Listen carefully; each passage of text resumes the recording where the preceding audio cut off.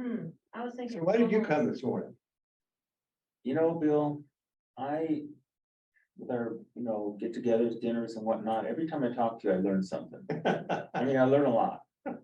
And the subject seemed intriguing, and I said, I gotta make a point to be here.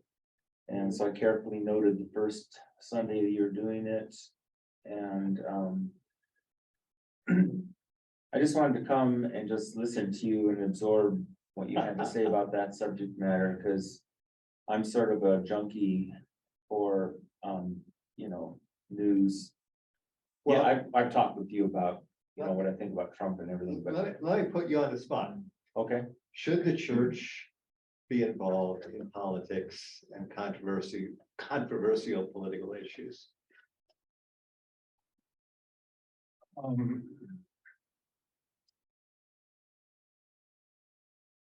My initial take is no, Okay, because it's so divisive, when people get entrenched, and it just makes it difficult to have a relationship. Can I with use that somebody. one? Sorry, I'll switch you. I just think it'd be hard to socialize with people on a regular basis if you knew they're whacked out in their political views. They whacked on the other side. Yeah. Meaning they support the other side. And it wasn't this way 30, 40 years ago. But I'd say in the last decade, and especially since Trump, it's become so divisive. I think it's just better that people love each other. And, I've got family members who are Trump supporters, and I'm thinking, how is that possible? But I still love them. I still love my son and my daughter. well, when you say it wasn't this way 30 or 40 years ago, we can go back even farther than that. In the mid-19th century, Presbyterians, Methodists, Baptists, all divided over the issues of slavery. I mean, they could not worship together. They split. Yeah. So that's nothing new. Well, yeah, The issues of okay. what? I guess The issues of what? issue of slavery. The issue of slavery. Okay. I guess when I was thinking back to my 20s and 30s, it didn't seem like as divisive as it is. Maybe I'm just more tuned in to 24-hour news, Mhm. and I see it more of people taking sides and people saying, I can't even be with you, So should the church be absolutely silent on any controversial issue? No, I don't think that at all. Okay, well, explain that vis-a-vis what you said about not being involved in political issues. Well, okay, political issues, you mean like government policies and that kind of thing? Issues.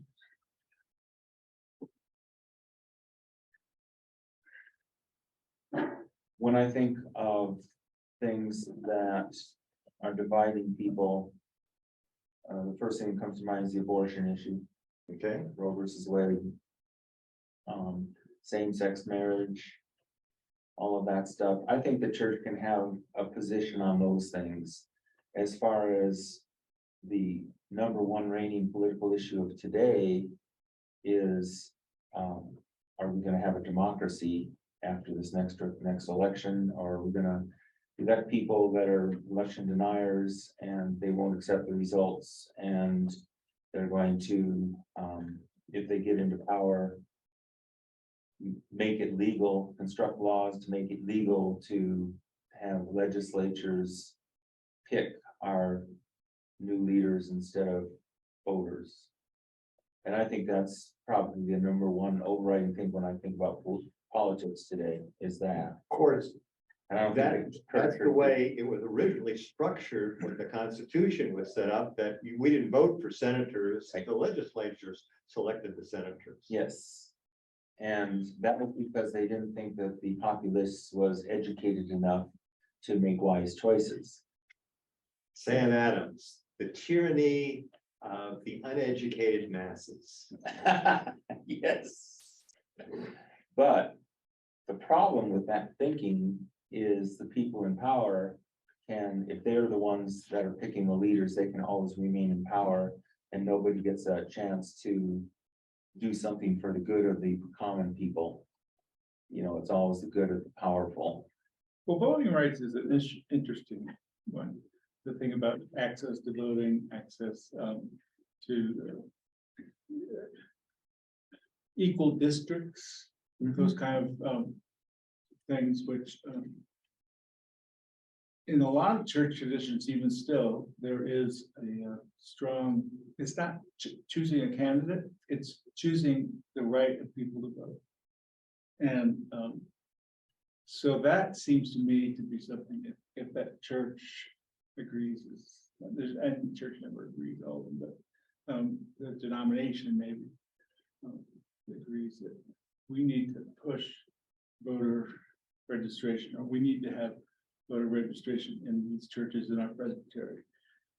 That kind of thing. Well, why would the church care about that? Because there's not Christian principles with how people vote or what it means. Because it's The equal opportunity. equality is the issue.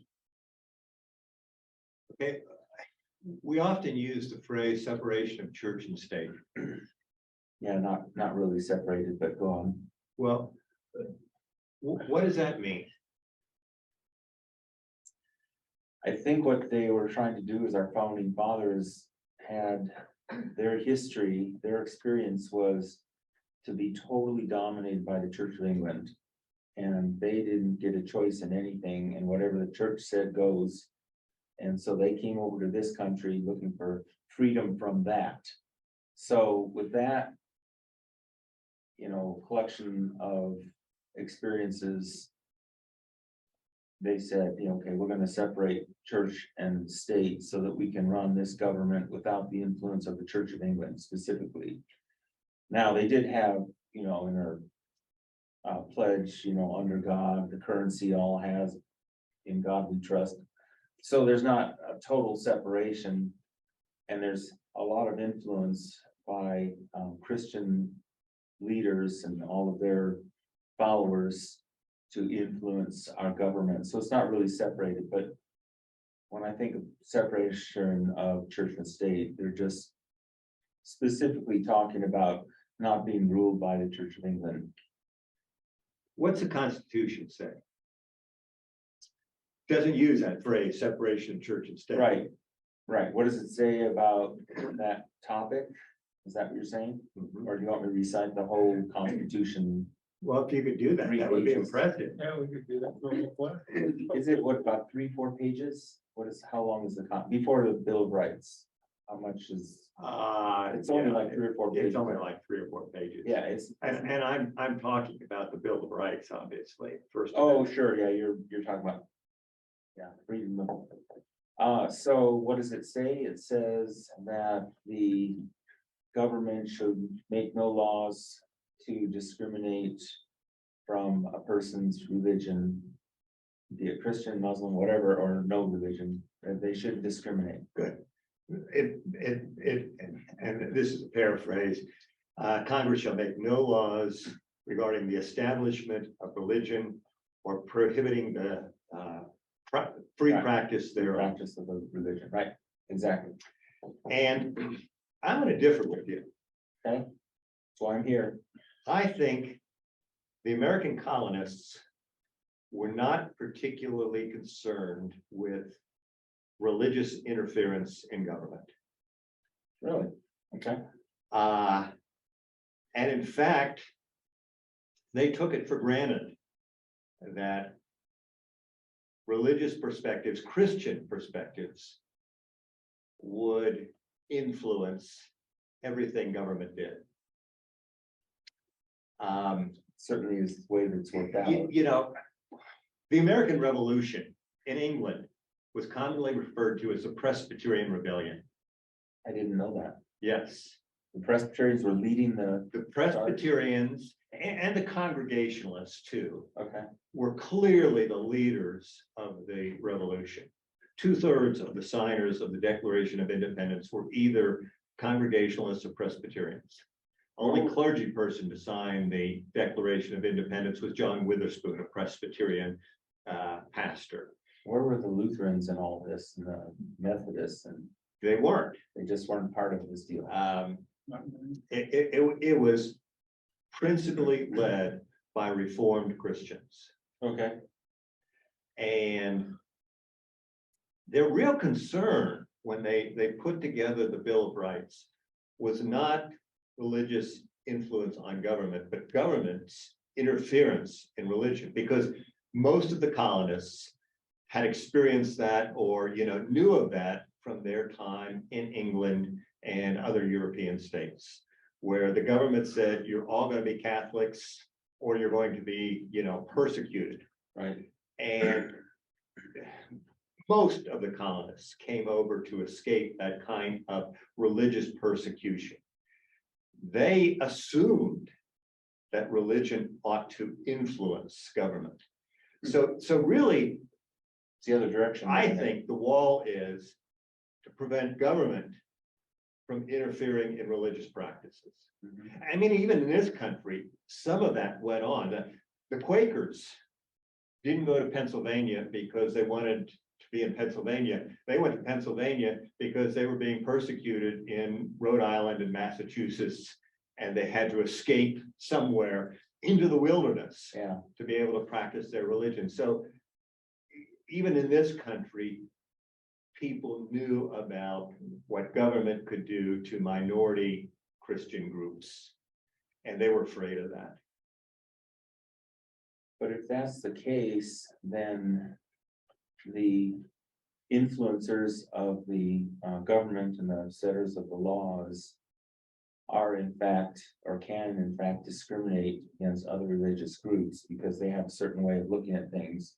Abortion, same-sex marriage, and then they can influence, or because they set laws, they can discriminate against people that don't see things that way. So that's like, if that's happening, then if they're allowing that to happen, that's going against what is it, the First Amendment, Second Amendment, First Amendment. Well, I do not always agree with Lauren Boebert, but I agree with her statement that there is no constitutional prohibition regarding separation of church and state. And, she's taken a lot of flack about that. People have written back and said, yes, there is. I think she's absolutely right. I think, we have come to see that in a different way than it was originally intended.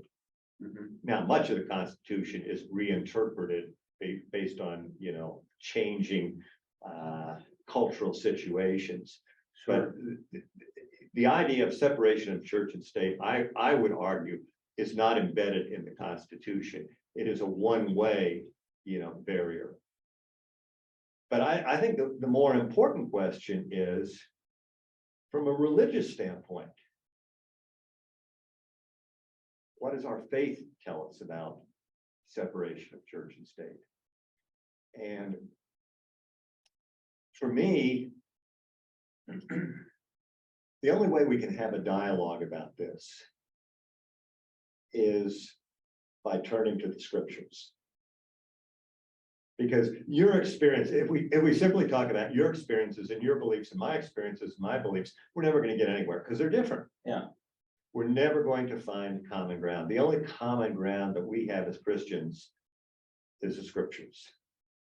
And didn't Jesus say something along the lines of, get to Caesar? Okay, good. We're getting there. We're getting to the taxes part, right? Okay, so what do the scriptures say? And go ahead with your quote. Well, he was asked, Jesus was asked the question, is it right to pay exorbitant taxes to the government?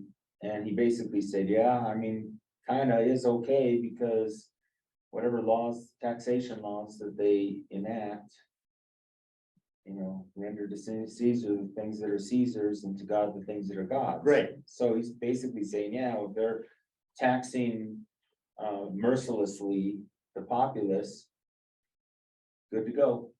We're good with that. And of course, the context of that is the Pharisees are asking Jesus this question, Oh, yeah. and they're not really looking for an answer. They're trying to entrap Jesus. They're trying to trap him in, yeah. Yeah, because if he says, yeah, you can pay taxes to Caesar, they know that the taxes are unpopular among the vast majority of the Jewish people, and Right. Jesus is going to undermine his standing. On the other hand, if he says, no, don't pay taxes, they can go to the Romans and say, this guy He's a revolutionary. is a revolutionary. You need to arrest him and throw him in prison. Yeah, So they think they've got him, either way. it was disingenuous question to begin with. Right. So it's the perfect answer. So it's a perfect answer. The question is, what does Jesus mean? Does he mean, in fact, that there is a separation of church and state? That you have to deal with the state on its own level, and then your faith is over here separate from that. And that it's certainly possible to hear his words in that sense.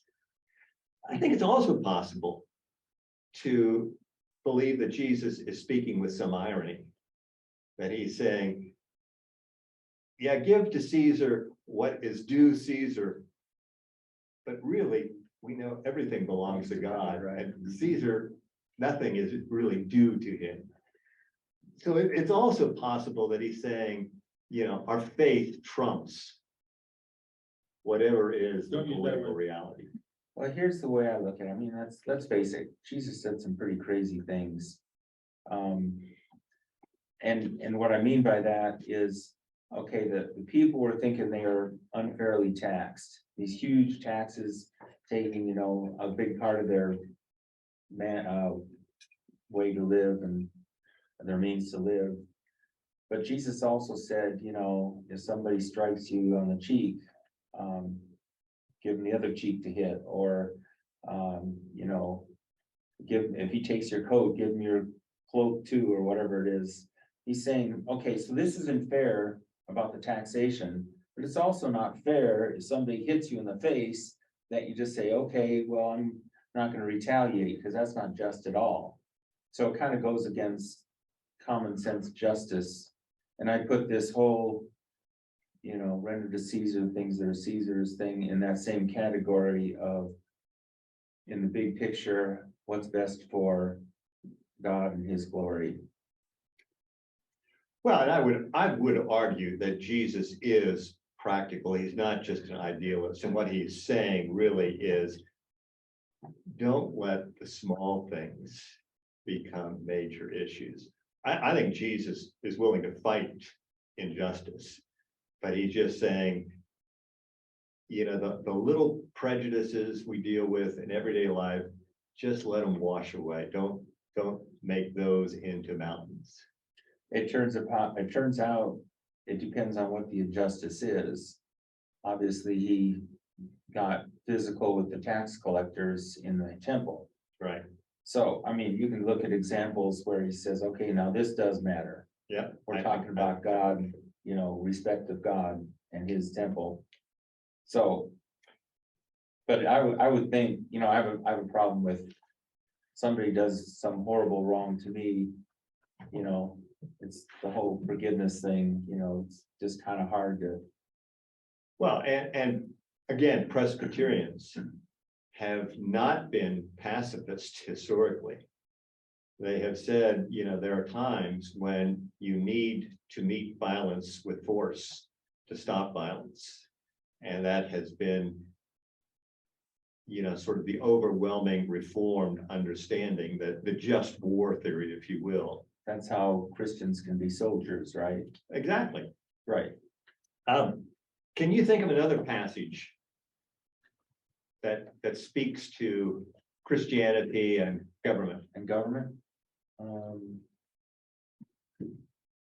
Off the top of my head, Jan or David, can you help us on that? Jan's gonna do it. come on, Jan. Paul, Oh, yeah. Oh, yeah, Paul.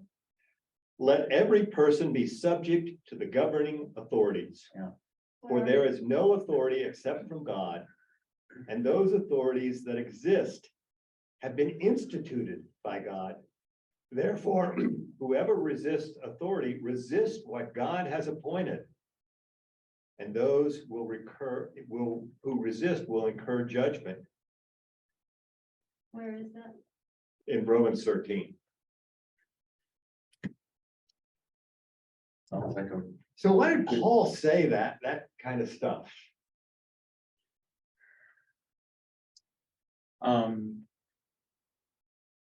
I think he was talking about, so the new followers of Jesus were revolutionaries, but he didn't want them to revolt against the government, just against the Jewish religion and the old way of doing things. So he was picking his, what are we rebelling from? And it was, old religious traditions, not what the government is doing, Okay, right? yeah, We can disagree again. I agree with you. I think Paul is being very practical at this point. He writes the letter to the Romans in 57 AD. Christians are clearly viewed with suspicion. Yeah. But except among the Jews, there's no overt persecution by the Gentile world. Right. And Paul is very conscious of the fact that people are looking at Christians with suspicion, and he wants to say, you don't need to see us as traitors or revolutionaries. Christians can be good, loyal members of the Roman state. And I think he is not so much speaking to Christians as he's speaking to the Gentile world. Now, a few years later, in 64 AD, Nero establishes this overt persecution of Christianity. I mean, he has Christians arrested and crucified simply for being Christians, and Paul was probably one of them. Would Paul have said the same thing in 64 AD?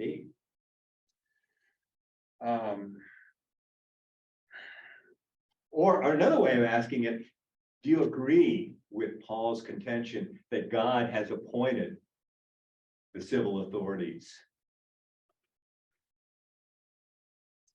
Well, that's what he kind of says in verse 1, no authority except from God, and those that exist have been instituted by God. I don't know, it's kind of hard for me to think that God appointed Trump to be our president for 4 years. The guys. Or if we step back from that God appointed Hitler Oh, yeah, Hitler. or Putin. Putin. I mean, there have been some horrific people in leadership roles and have caused absolute havoc in the world. I could talk forever about the difference between authority and power. And when Jesus is talking about turning the other cheek, he's talking about power, not about can people do this? Is this just? Actually, the only ones that can hit, you can only hit with one hand. Which one? The right. And you only can hit a servant or someone below you with the back of your right hand. So, and so when Jesus says, turn the other cheek, I've just hit your right cheek. He usually, the centurion, would have to do it with an open face hand. And that's what's, people know that kind of authority, that otherwise you're using your left hand, Right. which is dirty. So you'd have to hit them with the open hand. And that's an abuse of power in that culture. Oh, that's interesting. So you, as the person, have authority to change the power dynamic. And that's what Paul, I think, is talking more about. Otherwise, you're right, Hitler, Putin, those are all under a umbrella that Paul is saying in Romans 13. So I don't need to go on about that, but to me, if you look at authority and power in the Bible, just do a thesaurus thing. or whatever. What was it? Synoptic, I mean, Clearly, Paul Concordance. is not condoning all religious leaders as God, or all civil leaders as God's appointees. I mean, he's lived through Caligula, who has just this horrid immorality, you know, and is well known, even in the Gentile world, Caligula is considered, you know, a travesty. So Paul would not be saying every civil leader has been chosen by God. I think he's saying that civil authority as a general principle is a God-given structure for humanity. Well, that makes more sense. I can respect the office of the presidency, even if the particular president at the time, I think, he's not good for the country. Well, if we go back to the Old Testament and look at some of the stories in the Old Testament, and the beginning of, if you will, civil authority for the Israelites. The Israelites have taken possession of the promised land, but they're constantly being challenged by the Philistines who live in the coastlands. And so the people come to Samuel, who is the first great judge or first great prophet of the Israelites. And they say, we want a king, right? And Samuel says, no, you don't. Here's what a king's going to do. He's going to tax you. He's going to, you know, take your sons and daughters and, you know, enslave them. He's going to do everything for his own purposes. And the people say, no, we want a king. The king's going to fight for us. That was the whole problem, is they wanted to resist the Philistines. Right. Okay. And so Samuel goes out with God's approval and selects Saul to be the king. Yep. And Saul is crowned, if you will. But Saul doesn't prove to be the person that Samuel or maybe God thought him to be. And what's interesting then is, while Saul is yet king, Samuel goes out and selects a new king, David, and anoints him as the king. Right. So clearly Saul is meddling very directly in politics. You mean Samuel is? Or Samuel is, I'm Yeah, sorry. yeah. Samuel is. I got it. And then we look at other prophets. I mean, Nathan confronts David over his affair with Bathsheba. Elijah confronts Ahab on his apostasy and allowing all of these foreign gods and goddesses to exist in Israel. Jeremiah confronts the kings of his day over their failures. Micah, Amos, on and on. And so it looks in the Old Testament that clearly individual religious leaders, prophets, meddle in the political world. Well, what they're doing is calling out injustice and evil where you see it, which Right. is the goal of prophets. Right. That's what prophets do. And it doesn't matter if it's the ruling authority or somebody else. And that continues into the New Testament. I mean, John the Baptist. John the Baptist gets in trouble with Herod. This isn't Herod the Great. This is Herod, the grandson of Herod the Great, Right. who's the governor of Galilee at this time. Because Herod has married his brother's divorced wife. Okay. And according to Jewish law, that's not kosher. Mhm. And so John the Baptist openly criticizes Herod. Herod arrests John the Baptist. But Herod's a little bit afraid of John the Baptist because he is recognized as a prophet. Yeah. His wife Salome, who's offended by John the Baptist, through her daughter, arranges John's execution. Right. But once again, we have a religious leader very directly criticizing the governmental ruler of the time, and as you pointed out, the immorality of his behavior. And so it seems to me that the scriptures pretty consistently from the Old Testament through the New Testament suggests that certainly religious leaders ought to speak out against injustice and even sometimes speak out against the person in power. Goes back to your very first thought about which direction is the church and state separation. Is it Right. going up or coming back down? Right. And you're saying, yeah, it's okay to speak up about evil that you see in the government or unjust laws that are being created. Because the Constitution really says that the government is not supposed to enact any law that discriminates a person's ability to practice freely their religion, whatever it is. So kind of goes back to that, I think. So I end up with, a somewhat blurred perspective. I agree with you that we have gotten to the point where politics have become so divisive. And we see it in churches all the time, where people can no longer remain in community because of political differences. And that's a real concern to me. You mean socialize with other Christians? Yeah, There's church splits and things like that. exactly. I mean, if I as a preacher say, vote for so-and-so, invariably that's going to split the congregation. Right. Yeah, so when you asked originally, should the church be speaking out about political issues?